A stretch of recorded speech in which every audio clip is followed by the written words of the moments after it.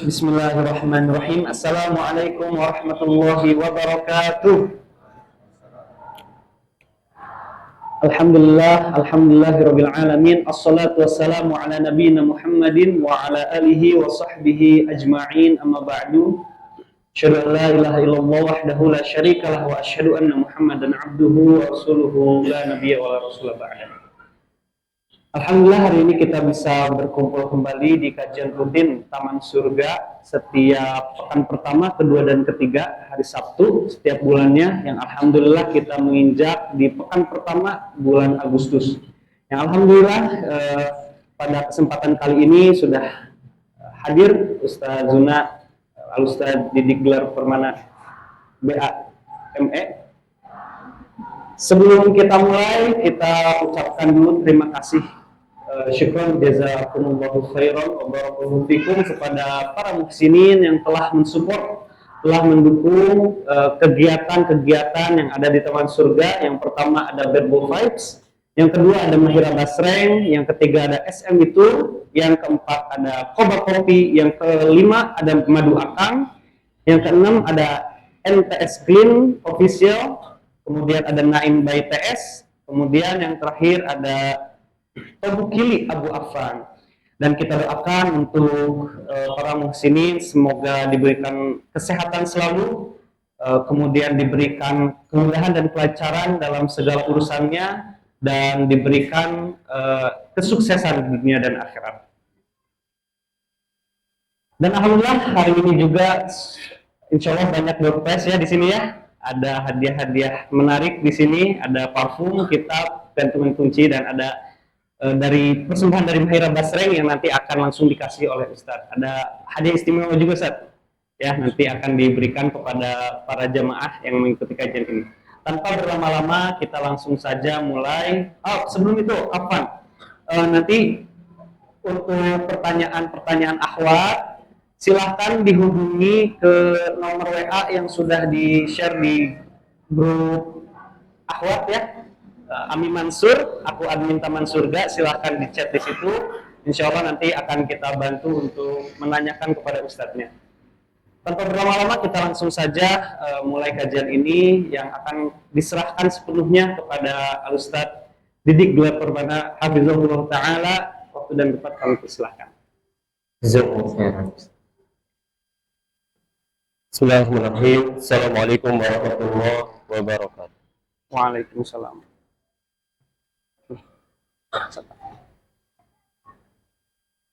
Alhamdulillah hamdan katsiran thayyiban mubarakan fih kama yuhibbu rabbuna wa yarda. Asyhadu an la ilaha illallah wahdahu la syarika lah wa asyhadu anna nabiyyana Muhammadan abduhu wa rasuluh sallallahu alaihi wa ala alihi wa ashabihi ajma'in wa man tabi'ahum bi ihsanin ila yaumiddin. Qala Allah Ta'ala Qala Allah Ta'ala fi kitabihil karim, ya ayyuhalladzina amanu taqullaha haqqa tuqatih wa la tamutunna illa wa antum muslimun. Alhamdulillah, Allah Subhanahu wa Ta'ala izinkan kita untuk berkumpul di salah satu rumah di antara rumah Allah, Masjid At-Taqwa, dalam kondisi sehat walafiat. Dalam yang sadena Bapak Ibu, alhamdulillah. Qadarullah ya. Tadi sekitar jam 4 ketika anak pulang ke rumah, itu belum masuk ke rumah istri sudah panik. Dibilang anak lagi sesak, segera ambil nebu. Akhirnya taruh tas langsung ke UKS, ambil nebu, dilihat masih 80, ditunggu terus sampai naik 90 ke atas, baru setelah itu Anda bisa jalan. Jadi mohon maaf sebesar-besarnya ya, anak yang dulu pernah dirawat di ICU itu sekarang sedang kurang sehat, makanya tadi stabilkan dulu. Mau membatalkan sepertinya sudah kurang baik ya, karena sudah terlalu mendadak. Akhirnya Anda tunggu saja, lebih baik terlambat daripada tidak sama sekali. Tema yang diangkat oleh panitia berkaitan dengan kajian di pekan ini adalah apa? Ada yang mau jawab namanya apa? Silakan. Ya, silakan. Inilah jalan hijrahku. Ya, ambil. Ya, inilah jalan hijrahku. Para jemaah sekalian yang dirahmati Allah Subhanahu wa taala, kalimat hijrah ini kalimat yang sekarang memang sedang populer, sedang banyak didengung-dengungkan oleh masyarakat kita. Ini sesuatu yang baik atau tidak baik, Pak? Ya? Baik atau tidak baik? Baik kan?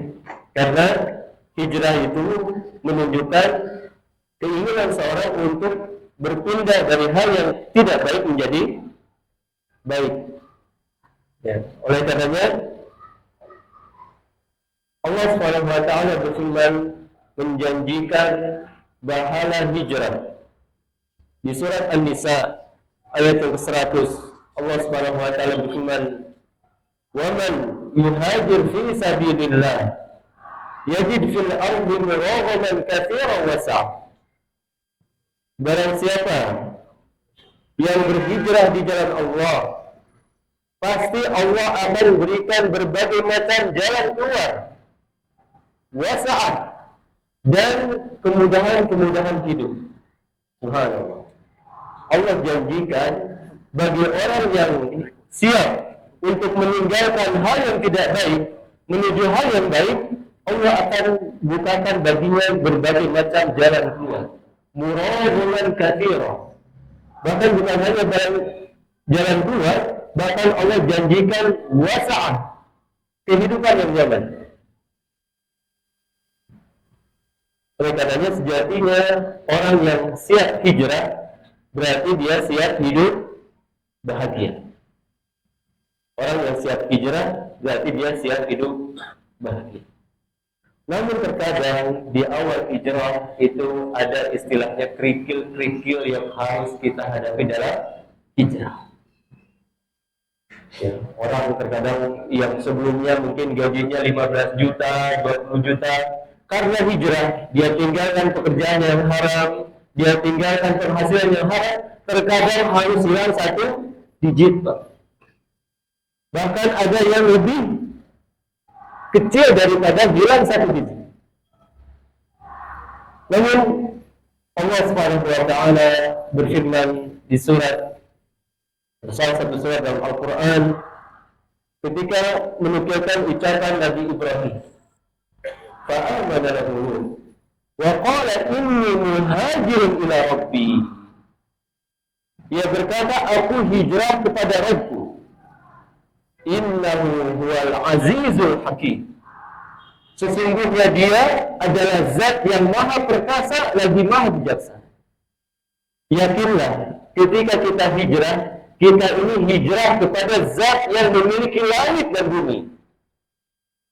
Kita bukan sedang hijrah kepada orang yang punya kota Sukabumi, bukan. Tapi kita hijrah kepada zat yang memiliki langit dan bumi. Zat yang di tangannya lah seluruh kebahagiaan. Dan ketika kita menghadapi kerikil-kerikil di awal hijrah, ingat ujung daripada ayat ini. Innahu huwal azizul hakim.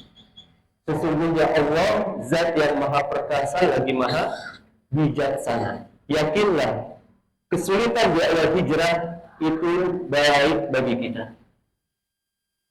Karena bisa jadi kalau di awal hijrah kita langsung diberikan harta yang lapang, itu bisa jadi hijrah kita tidak akan langgeng. Ya. Oleh karenanya ini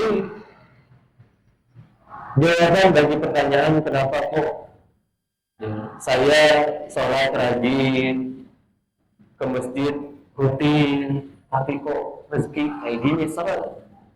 Temen saya sholat aja gak pernah, hidup kok nyaman sekali. Ingat Allah Subhanahu wa taala berfirman, "Walau basatallahu rizqan ibadihi labaghaw fil ardh." Kalau seandainya Allah bentangkan rezeki kepada seluruh makhluknya, niscaya mereka akan melampaui batas. Jadi ketika kita disempurnakan rezekinya oleh Allah Subhanahu wa taala, sejatinya itu atas murni kasih sayang Allah pada kita. Kalau Allah berikan lebih kepada kita, misal kita akan terjerumus lagi ke dalam hal yang haram. La baghaw fil ardh, walakin yunazzilu biqadari ma yasha. Namun Allah turunkan sesuai dengan takdir kehendak yang Allah takar. Sesuai dengan takarannya. Oleh karenanya kita hendaknya meyakini bahwasanya ketika kita hijrah, itu hijrah menuju kebahagiaan, hijrah menuju hal yang sangat kita cita-citakan. Apa yang dimaksud dengan hijrah? Kita sering mendengar hijrah. Mungkin bisa ditanya dulu, apa yang dimaksud dengan hijrah? Silakan. Ada yang mau jawab? Apa hijrah? Yang Ahmad juga dipersilakan. Boleh, ya. Ahmad juga yang mau jawab, silakan. Apa yang dimaksud dengan hijrah? Ya. Silakan Pak. Peralihan dari yang buruk menuju yang baik. Masya Allah. Itu diantara pengertian hijrah. Silakan, sediam. Dari apa barangkali ada jawaban yang lain? Silakan. Barusan dari bapaknya peralihan dari yang baik menuju peralihan dari yang buruk menuju yang baik. Dari apa barangkali ada jawaban? Hijrah secara bahasa dulu. Hajarul muhajir. Artinya apa? Silakan langsung lewat Ada WhatsApp. jawaban? Silakan langsung lewat WhatsApp. Belum ada yang mau WhatsApp. Ya. Kalau tidak ada? Belum, Ustaz. Belum. Hijrah secara bahasa artinya at-tark, meninggalkan. Ya. Hajara yuhajiru artinya meninggalkan. Adapun secara istilah, Nabi SAW telah menjelaskan dalam riwayat Al-Bukhari, wal muhajir, dan orang yang berhijrah, ma hajar ma nahallahu anhu, orang yang meninggalkan dari sesuatu yang telah Allah larang, itu adalah hijrah. Ini pengertian langsung dari Rasulullah SAW. Orang yang berpindah dari hal yang dilarang oleh Allah Subhanahu wa ta'ala. Bahkan dalam riwayat Imam Ahmad disebutkan antahjura ma karihallah, engkau tinggalkan sesuatu yang Allah benci, itu adalah hijrah. Ya, ini sudah final pengertian hijrah langsung dari siapa? Rasulullah Sallallahu Alaihi Wasallam. Dan hijrah ini secara umum terbagi dua. Yang pertama hijrah badan, yaitu ketika seorang berpindah dari satu tempat yang di sana dia sulit menegakkan agamanya ke tempat yang dia mudah untuk mengamalkan agamanya. Ya.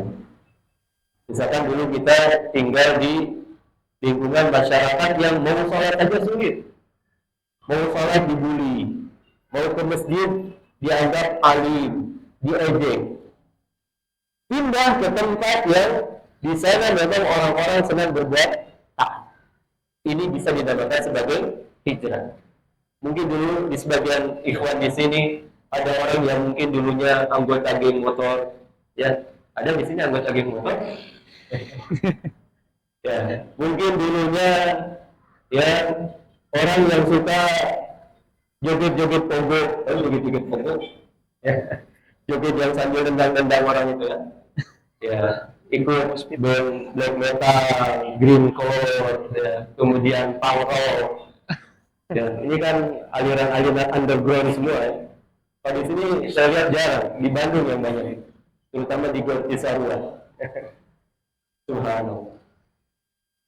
Jadi ya dia berpindah dari circle yang dulunya memang dia sulit rasanya untuk berbuat baik. Berpindah ke tempat yang di sana memang orang berbuat baik, sehingga dia kalau berbuat baik tidak diejek, mudah. Ini hijrah. Walaupun sebagian ada yang menafsirkan hijrah itu berpindah dari satu negara kafir ke negara muslim. Ya, ini juga namanya hijrah juga sama. Namun yang lebih luas pengertiannya adalah ketika seorang berpindah dari satu lingkungan yang di sana sulit dia mengamalkan agamanya, berpindah ke tempat yang dia mudah mengamalkan agamanya. Ya, karena memang Nabi SAW menjanjikan al-mar'u ala dini khalili. Seorang itu tergantung agama temannya. Jadi kalau kita bergaul dengan orang yang jauh dari agama, sulit rasanya kalau kita soleh di sana. Ya, maka kita perlu berpindah. Ini jenis hijrah yang pertama, hijrah dengan badan. Ya. Sehingga ketika dia hijrah dengan badan ini, otomatis lahiriah dia pun ikut berubah. Ya, yang dulu mungkin rambutnya mohak gitu ke atas, kan malu dia kumpul sama orang-orang yang suka kajian rambutnya mohak, ya kan? Otomatis dirapikan, gitu ya. Mungkin dulu tiniknya di mana-mana, di hidung, di sini, ya, di kuping, mungkin di kupingnya pun sebesar kaleci, mungkinnya masuk kaleci kelereng ke dalam. Ketika dia bergaul dengan orang-orang yang suka kajian, otomatis hal ini akan ditinggalkan. Jadi dia mulai ketika berpindah dari satu tempat ke tempat, dia pun akan merubah kondisi lahiriahnya, kondisi badannya, pakaiannya mulai dirubah, ya. Demikian juga otomatis gaya bicaranya akan dirubah, ya. Dulu mungkin bahasanya, ya, apa bahasanya kalau kamu saya yang gaul yang Lu gua kalau di Sukabumi, ya kurang mana? mungkin yang lebih kasar lagi lah apa ya, ya. Ketika dia gaul bersama teman-teman yang lingkungan masjid, otomatis bahasanya berubah. Namun, ya, tidak cukup orang hijrah sampai sini.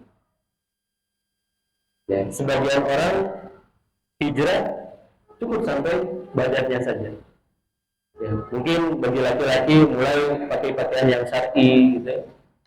Perempuan mulai berhijab, yang sudah tidak menggunakan pakaian-pakaian yang seksi lagi. Bahkan mungkin sudah menggunakan kerudung yang besar. Oleh karenanya kalau perempuan bicara tentang hijab, maka yang akan dibicarakan adalah perempuan ketika bicara tentang hijrah, yang akan dibicarakan adalah hijab. Ya, alhamdulillah fulana sudah hijrah. Kenapa? Tuh sudah pakai kerudung, kan gitu ya. Namun ketahuilah ini baru step pertama dalam hijrah. Ada hijrah yang lebih penting daripada ini. Ya, kalau kita hanya menampakkan lahiriah kita sudah hijrah, ya, namun ada yang lebih penting daripada itu. Apa itu? Hijratul qalbi. Hijrahnya hati. Hijrahnya hati. Ini jenis hijrah yang kedua. Yang dulu mungkin dia masih takut kepada hal-hal yang tidak perlu dia takuti. Ketika dia hijrah, maka hendaknya dia berubah rasa takut itu. Ya, dulu mungkin kalau seorang lewat ke pohon besar, lewat di depan pohon besar, apa yang dilakukan?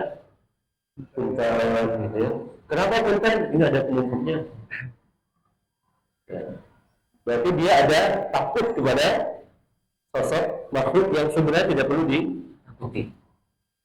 Ya. Atau misalkan seorang takut untuk sholat jemaah karena temannya atau karena atasannya. Ya. Kenapa nggak sholat? Atasan saya non muslim. Kalau saya sholat jemaah nanti gimana, kata dia. Ya. Berarti dia masih ada takut apa? ketakutan yang tidak perlu. Dan ini dia berarti belum hijratul qalbi. Ya, demikian juga orang sebelum hijrah itu meyakini bahwasanya rezeki itu ada di tangan bosnya.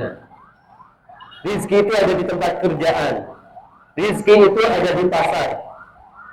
Maka sejatinya kalau dia sudah hijrah, badannya sudah hijrah, maka dia tidak perlu lagi takut masalah rezeki dengan meyakini bahwasanya rezeki itu ada di tempat-tempat tersebut. Namun dia meyakini bahwasanya wafis sama rizqukum wa ma tu'adun. Sejatinya rezeki itu ada di langit, di sisi Allah Subhanahu wa taala, dan semua yang dijanjikan kepada kalian. Ya, ini yang paling penting, hijratul qalbi. Demikian juga kecintaan dia. Kalau sebelumnya dia mencintai sesuatu yang dia cintai berupa syahwat, yang penting syahwatnya ini dia akan penuhi. Ya, makanan yang penting enak, lagas saja. Tapi ketika dia sudah hijrah, maka kecintaannya akan disesuaikan dengan kecintaan siapa? Allah dan Rasulnya. Ya, ketika ada SMS nyasar, ya, Kang atau A, saya fulanah nih, teman SD dulu, ketemuan yuk. Ya, ini kalau dia masih iya kan, berarti dia belum hijrah. Ya, bisa jadi badannya lahiriahnya sudah oke. Ya, dari segi pakaian sudah syar'i, ya, dari segi bicara kalau ketemu sama teman sudah oke. Tapi kalau sudah menyendiri dia, ya video callan sama akhwat, ya pacaran, maka ya berarti dia belum hijratul qalb. Kenapa? Karena dia belum mendahulukan kecintaan Allah di atas kecintaan makhluknya. Baru badannya saja yang sudah hijrah, hatinya belum. Maka sekali lagi, hijratul qalbi itu lebih penting daripada hijratul badan. Ya, ini terkait takut, cinta, demikian juga harap. Ya, hendaknya kita berharap ketika kita sudah hijrah itu hanya kepada Allah Subhanahu wa Ta'ala. Ya, tidak berharap kepada makhluk. Ini kurang lebih ya pembagian hijrah. Mana yang lebih penting? Mana yang lebih penting, Pak? Hijrah tuh. Hijrah hati atau hijrah badan? Ya? Hijrah hati. Kenapa hijrah hati lebih penting?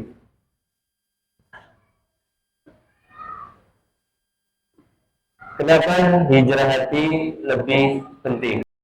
Ya, barangkali aku juga ada yang jawab, silakan. Kenapa hijrah hati lebih penting dari hijrah badan? Karena jika hati baik maka seluruh badan pun akan menjadi. Masya Allah, asal. Coba. Ya. Oh, ya. Nabi SAW bersabda, la yastaqimu imanu abdin hatta yastaqima qalbuhu.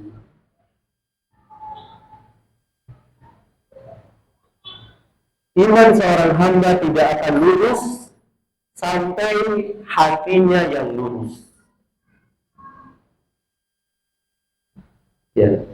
Dan Nabi SAW bersabda, inna fil jasadi mudghah, idza salahat salahal jasadu kulluh, wa idza fasadat fasada al-jasadu kulluh. Sesungguhnya di dalam tubuh itu ada segumpal daging. Jika dia baik maka akan baik seluruh anggota badan, dan jika dia buruk maka akan buruk seluruh anggota badan. Ketahuilah itu adalah hati. Oleh karenanya hijrah hati itu lebih penting, karena hati ini raja bagi anggota badan. Kalau rajanya sudah baik maka yang lainnya akan baik. Tapi kalau rajanya masih rusak, jangan harapkan yang lainnya akan baik. Ya. Dan setelah hati, yang harus kita perhatikan adalah lisan. Ya. Nabi SAW mengatakan la yastaqimu imanu 'abdin hatta yastaqima qalbuhu wa la yastaqima qalbuhu hatta yastaqima lisanuhu. Ya. Dan keimanan hamba seorang itu tidak akan lurus sampai lisannya juga lurus. Sehingga setiap pagi anggota badan ini akan berkata kepada lisan, ini wajadna. Wahai lisan, jika engkau bengkok, maka kami bengkok. Wa ini istaqamta istaqamna. Jika engkau lurus, maka kami lurus. Ini terjadi di setiap pagi. Kedengaran nggak, Pak? Ya. Kedengaran nggak ketika kaki kita, tangan kita ngobrol sama lisan kita? Tidak. Ini berkaitan dengan ilmu gaib. Namun harus kita yakini, karena ini dalam hadis sahih.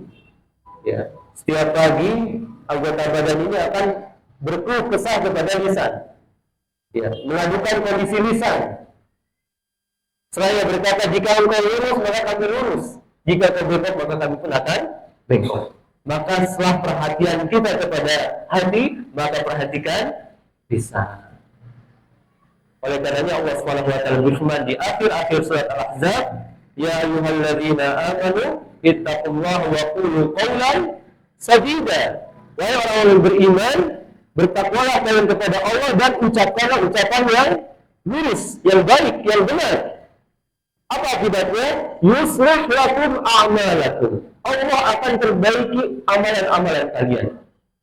Ya, efek dari lisan, amalan akan menjadi baik. Ya, maka ya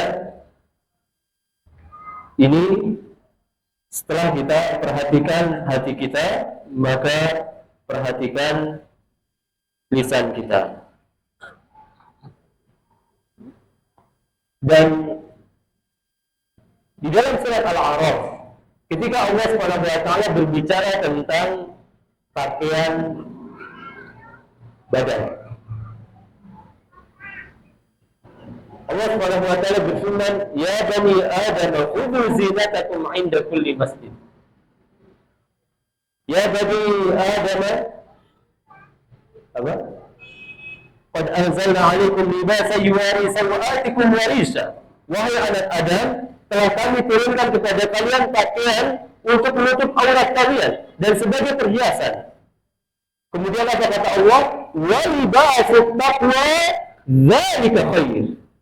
Namun ingat, pakaian ketakwaan itu lebih baik daripada pakaian lahir. Ya. Ayat ini juga menjelaskan kepada kita bahwa hijrahnya hati itu lebih penting daripada hijrahnya badan. Ya, maka kita sama-sama bermuhasabah, Pak. Kita ini sudah hijrah. Ya, insya Allah semua kita sudah hijrah. Makanya ada di masjid ini, Pak. Kalau belum hijrah mungkin nggak ada di sini. Kecuali yang dipaksa, yang diseret tadi. Ada yang diseret kan? Ada yang tadi diseret di pantai. Tidak ada. Ketika antum semua ada di sini, itu membuktikan bahwasanya antum, kita semua insya Allah berusaha sudah hijrah. Namun perhatikanlah bahwasanya hijrahnya hati itu lebih penting daripada hijrahnya badan. Ya, oleh karenanya hendaknya ya kita lebih pentingkan hijrah hati daripada hijrah badan. Ya, kalau hijrah badan Pak, satu hari insya Allah selesai. Ya, dari pagi ini kita belajar syahadat yang benar. Oke. Kemudian agak siang dikit kita belajar sholat yang betul. Habis asar atau sebelumnya kita belajar wudhu, ya, kemudian sholat. Ya, kemudian zakat haji. Satu hari rukun Islam selesai. Ya, zuhurnya kita sholat. Asar, sholat. Itu hijrah badan. Ya. Kita sudah hadir di masjid. Ya. Kita Ya secara lahiriah sudah ada di masjid. Namun berkaitan dengan hati belum tentu. Apa yang kita pelajari sekarang belum tentu 1 jam yang akan datang, nanti malam, besok pagi bisa kita amal. Kita pelajari sekarang tentang metode sholat khusyuk atau pentingnya sholat khusyuk. Apakah nanti maghrib kita bisa khusyuk? Belum tentu. Bisa jadi ya khusyuk di maghrib. Isya ada jaminan khusyuk? Subuh? Ya. Karena memang amalan hati ini lebih berat daripada amalan badan. Ya. Kalau hijrah badan, tadi Anda sebutkan ikut daurah sehari langsung hijrah badan selesai. Tapi hijrah hati belum tentu. Ya, maka di sini menunjukkan kepada kita pentingnya belajar setelah hijrah. Jangan kita katakan saya sudah hijrah, tuh lihat pakaian saya sudah koko ya. Kemudian yang akhwat sudah berhijab. Ya. Tapi tidak mau belajar. Ya, maka yang seperti ini sulit rasanya untuk istiqomah dalam hijrah. Ingat bagaimana ketika Nabi Musa diperintahkan Allah untuk bertemu dengan siapa? Khidir. Dipersisir oleh para ulama apakah Khidir itu nabi atau bukan. Ya, ada yang mengatakan nabi. Kalau kita katakan nabi, maka Nabi Musa belajar kepada siapa? Nabi Khidir. Syariat Nabi Musa berbeda dengan syariat Nabi Khidir. Musa alaihissalam adalah orang yang luar biasa cerdas, luar biasa kuat. Namun ada hal-hal yang ternyata berbeda dengan pemahaman Musa. Ya. Ketika beliau hendak berjalan mengikuti Khidir, Nabi Khidir mengatakan, "Wa kaifa tasbiru ala ma lam tuhit bihi kubra?" Bagaimana kamu bisa sabar terhadap suatu hal yang kamu belum tahu ilmunya? Maka Nabi Musa berjalan. Ternyata Nabi Khidir apa? Memborongi perahu. Oh apa ini? Perahu diborongi. Di luar nalar Nabi Musa. Berjalan lagi anak kecil, ada anak kecil di hulu. Subhanallah. Di syariat saya ini terlanjur. Yang kemudian melewati satu bangunan yang hampir hancur, ya, ketika mau diperbaiki, dan ternyata, ya, itu dilarang. Maka hal-hal ini menunjukkan kepada kita bahwasanya kalau kita tidak punya ilmu, kita tidak akan bisa sabar di atas hidayah. Ya. Bagaimana kita bisa sabar kalau kita tidak punya ilmunya? Dan ingat bagaimana Nabi Yusuf alaihissalam ketika digoda oleh siapa? Ya, Zulaikha. Ya, ketika digoda oleh Zulaikha. Zulaikha ini istrinya siapa? Ada yang tahu Zulaikha istrinya siapa? Imratul, ada nggak jawaban di sana? Satu kata itu, kayaknya bisa kalau di hafal ya. Ada yang jawab? Zulaikha istrinya siapa? Belum ada satu. Belum ada juga. Kayaknya apa? Tawadu ya. Ya. Istrinya Al-Aziz. Ya, istri raja. Imratul Aziz. Digoda oleh istri raja. Kira-kira istri raja cantik atau nggak cantik? Pasti cantik ya. Raja kalau memilih istri pasti cantik. Gak mungkin gak cantik. Kira-kira istri Al-Aziz ini berkedudukan atau tidak? Pasti berkedudukan. Raja kalau memilih istri pasti yang berkedudukan. Ya. Maka Nabi Yusuf alaihissalam digoda oleh wanita cantik berkedudukan. Bayangkan. Dan yang agresif adalah wanitanya. Ya. Sekarang kan banyak akhwat cantik ya. Perempuan cantik banyak tidak? Banyak. Tapi masalahnya yang mau sama kita banyak tidak? Ya. Ini yang akhwat cantik banyak begitu, tapi yang mau sama kita belum tentu. Lihat Nabi Yusuf digoda oleh wanita cantik berkedudukan. Yang agresif akhwat. Ya. Ditutup pintunya berdua-duaan. Bahkan disebutkan setidaknya ada 10 ujian yang menimpa Yusuf ketika itu. Namun semuanya beliau bisa lewati. Kenapa? Allah Subhanahu wa taala firmankan, "Walaqad hammat bihi wa hamma biha." Sungguh wanita itu sudah ingin melakukan zina dan Nabi Yusuf pun sudah ingin melakukan zina. Sama-sama memiliki naluri manusia biasa. Laula ar-ra'a burhana rabbi, kalaulah dia tidak melihat cahaya dari Allah, kalaulah dia tidak ingat akan ilmu dari Allah, kadzalika linasrifa anhu as-su' wal fahsya innahu kana min ibadina al-mukhlasin. Demikianlah kami palingkan dia dari keburukan dan perbuatan keji. Sesungguhnya dia dulu termasuk orang yang ikhlas. Maka hal yang paling penting setelah kita hijrah, setelah kita ya memperbaiki lahiriah kita belajar dan belajar. Belajar. Ya, jangan menganggap diri kita itu sudah alim. Ya, ikut kajian sepekan sekali sudah beres. Tidak. Ya, kita harus terus belajar. Ya, dan kalau seandainya kajian sepekan sekali itu belum membentuk keilmuan kita, maka kita harus baru lagi. Ya, mulai dengan belajar akidah dari awal, fikih dari awal, ya, kemudian hal-hal yang sifatnya wajib dari awal. Karena bisa jadi apa yang dulu kita pelajari itu belum benar. Ya. Coba Anda mau survei, siapa yang dulu belajar sholatnya pakai buku yang berwarna biru, Pak?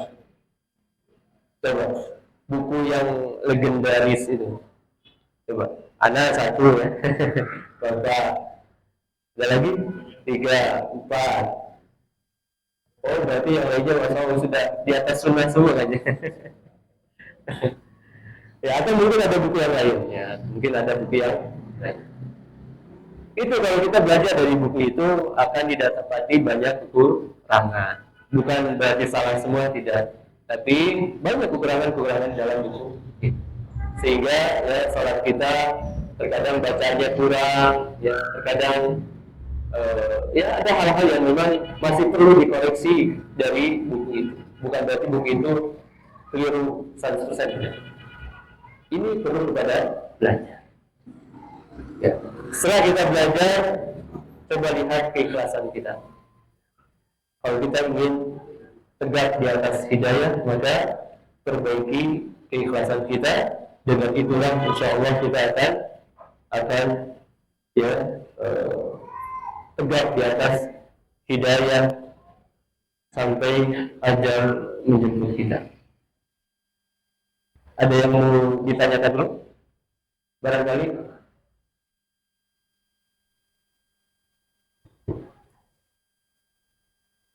Ya, silahkan dari ikhwan maupun akhwat, apabila ada pertanyaan dipersilahkan. Kalau ikhwan langsung saja ya, angkat tangannya, silahkan langsung bertanya. Kalau yang untuk akhwat silahkan di chat, boleh di japri ke nomor admin Taman Surga yang sudah di share di grup akhwat ya. Dipersilakan. Ada yang ditanyakan? Silakan. Untuk akhwat, ini nomornya ya. Kalau misalkan belum dicatat, 0816 1370 111. Sekali lagi 0816 1370 111.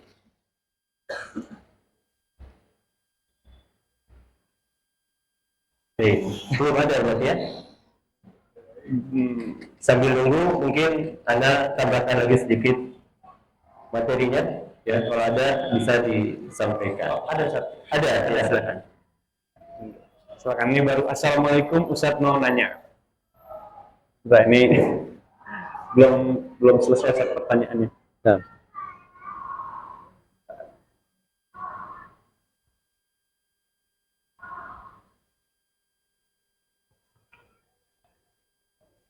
Oh ya, begini Ustaz, ada yang bertanya dari akhwat. Ustaz mau tanya, kalau hijrahnya tidak bersama-sama dengan suami, bagaimana? Oh, Masya Allah. Ini pertanyaan yang sensitif ya. Bagaimana kalau hijrahnya tidak bersama suami? Ya, tergantung hijrahnya apa dulu.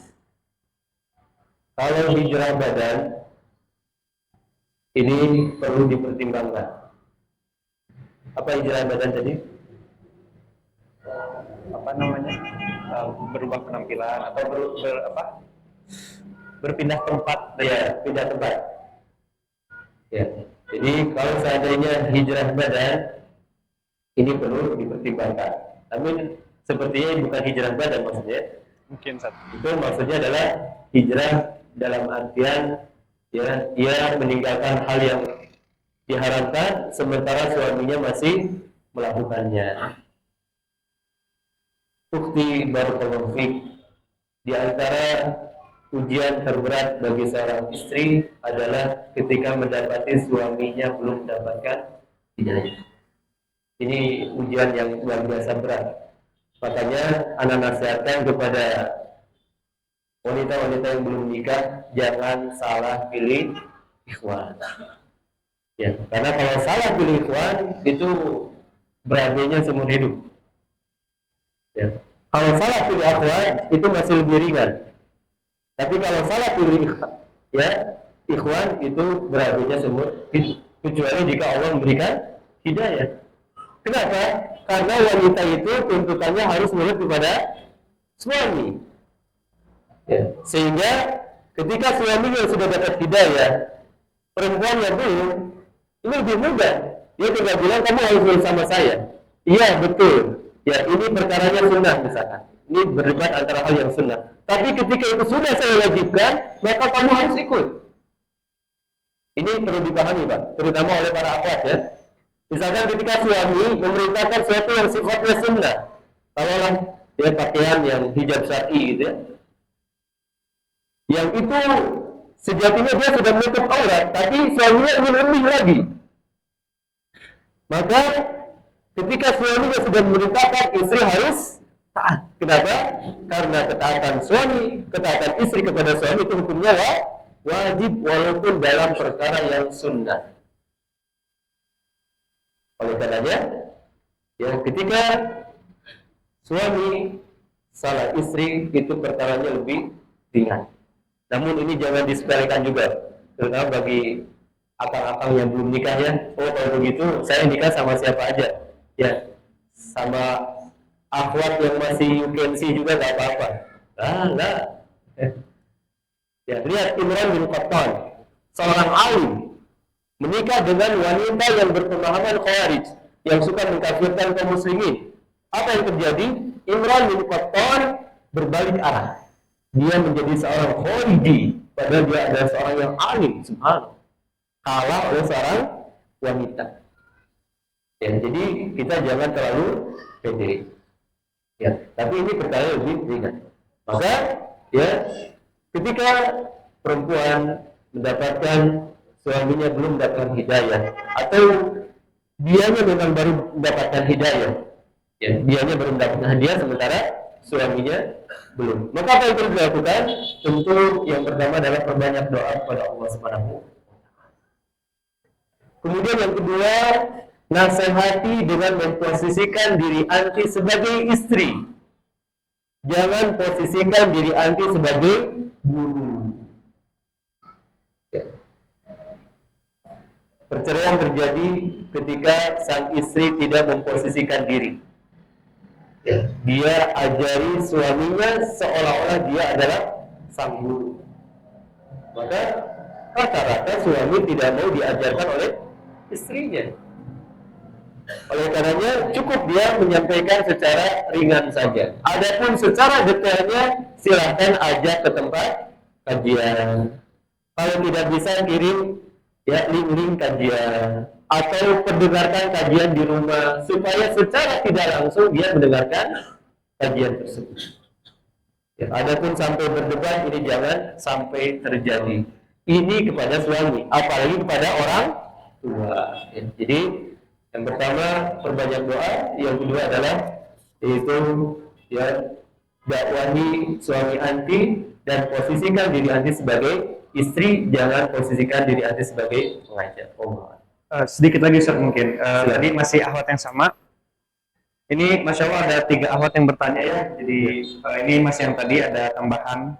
Ada doanya agar hati suami lebih baiknya Ustaz. Jadi doa khusus atau doa tertentu agar hati suami itu lebih baik. Masya Allah. Doa khusus agar suami hati lebih baik. Ya. Doa khusus pasti ada, tapi ini wallahu alam ya. Adapun khusus dari Nabi ini kita ketahui Nabi itu jenis kelaminnya apa? Laki-laki. Ya, maka tidak ada doa khusus dari Nabi ya. Bagaimana Aisyah? Tidak kita ketahui juga ada doa khusus dari Aisyah untuk Nabi. Ya, maka untuk doa ya bisa kita perbanyak doa dengan mengucapkan doa yang paling banyak diucapkan oleh Nabi SAW ketika sujud. Apa doanya? Ya muqallibal qulub tsabbit. Kalau itu untuk kita qalbi. Maka kalau untuk suami kita ganti menjadi qalbahu ala dinika. Ya, jadi kita rubah lafaznya dan ini tidak masalah. Ya, kita rubah lafaz selama memang perubahan domir, ya, perubahan objek sasaran doa. Maka kita ucapkan ya muqallibal qulub tsabbit qalbahu ala dinik wa ya musarrifal qulub sarrif qalbahu ala ta'atik. Ini bisa kita perbanyak. Demikian juga misalkan kalau kita khususkan bisa. Ya, misalkan kita ucapkan Allahumma ihdi qalba zawjati, ya Allah berikan hidayah kepada hati suamiku. Ya, ini juga bisa.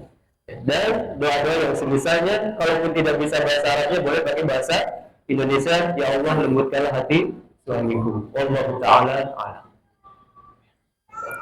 Sebelum pertanyaan yang ahwat lagi, ini ada pertanyaan dari Ikhwan Ustaz. Ya. Saya izin bertanya, jika kita sudah hijrah, tapi terkadang masih suka terbesit untuk kembali kepada masa-masa sebelum hijrah, itu bagaimana cara mengatasinya?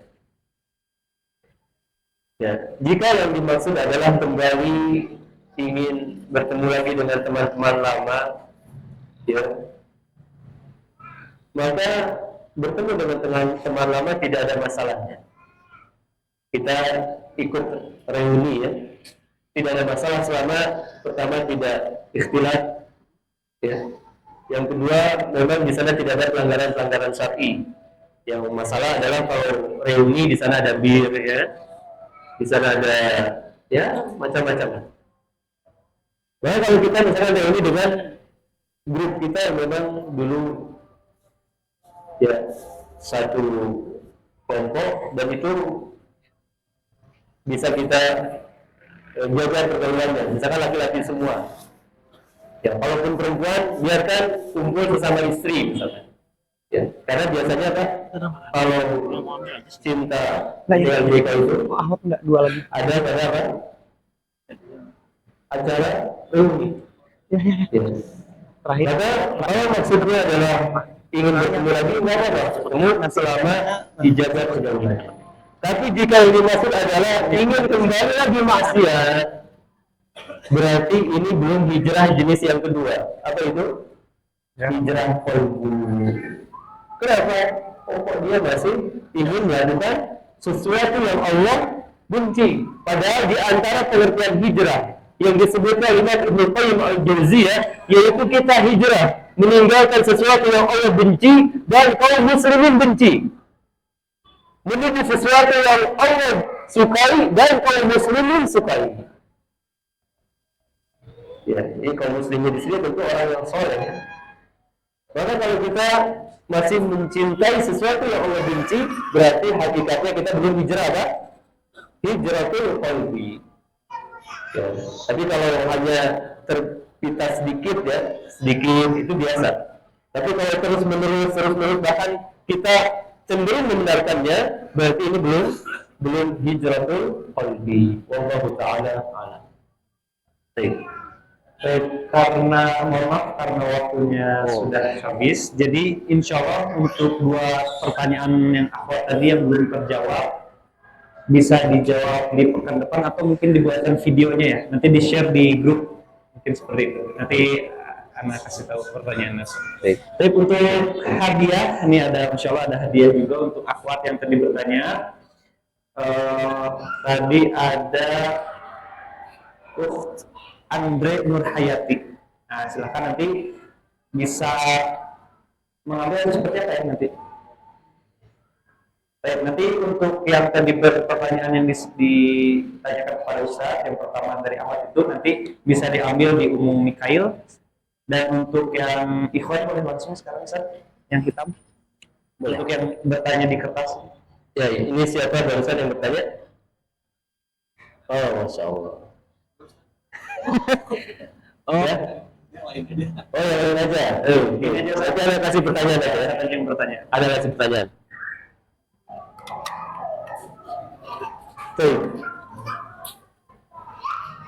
Siapa yang bisa menyebutkan tahapan-tahapan hijrah yang tadi Anda sebutkan dalam kajian ini, supaya kita bisa bertahan hijrah di atas hidayah? Silakan. Ya, secara ringkas saja poin-poinnya 1, 2, 3. Ada? Ya. Tadi Anda sebutkan yang pertama ini. Ya. Yang kedua ini. Yang ketiga ini. Yang keempat ini. Walaupun tidak disebut langsung per poin ya, tapi itu semuanya terkandung. Ya. Ada? Wah, susah kan pertanyaannya. Ya, tadi kan Anda sebutkan urusi hati, ya kan? Kemudian lisan, kemudian ilmu, kemudian pelihara keikhlasan. Baik. Ya, yang lain berarti kalau gitu. Ya. Tadi disebutkan bahwa hijrah badan penting, tapi hijrah hati lebih penting. Kenapa? Silakan. Silakan Pak. Jangan malu-malu. Ya, insya Allah salah tidak akan ada hukuman. Ya, tidak ada hukuman ya. Ya. Tadi dikatakan hijrah badan penting, tapi hijrah hati lebih penting. Ya, susah juga pertanyaannya. Silakan. Kenapa hijrah hati lebih penting? Karena jika hati sudah hijrah, maka hijrah lisan, hijrah pakaian akan mengikuti. Ya, jika hati sudah hijrah, maka ya lisan dan badan pun akan hijrah juga. Baik. Coba. Ya.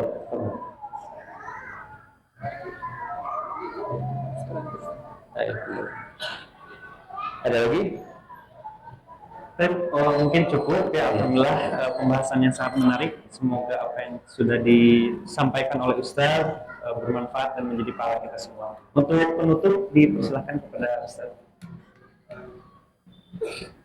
Baik, ya.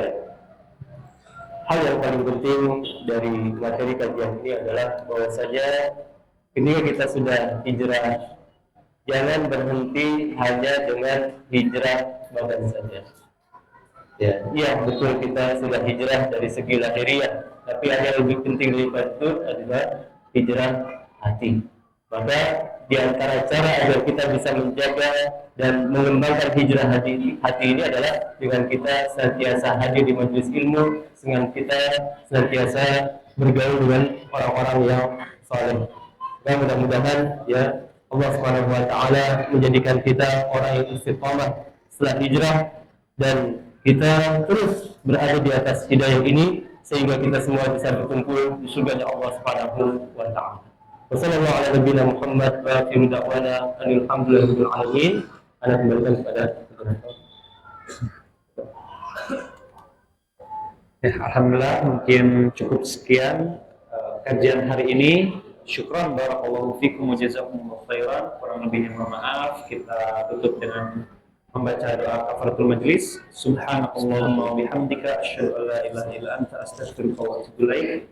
Assalamualaikum warahmatullahi wabarakatuh. Waalaikumsalam.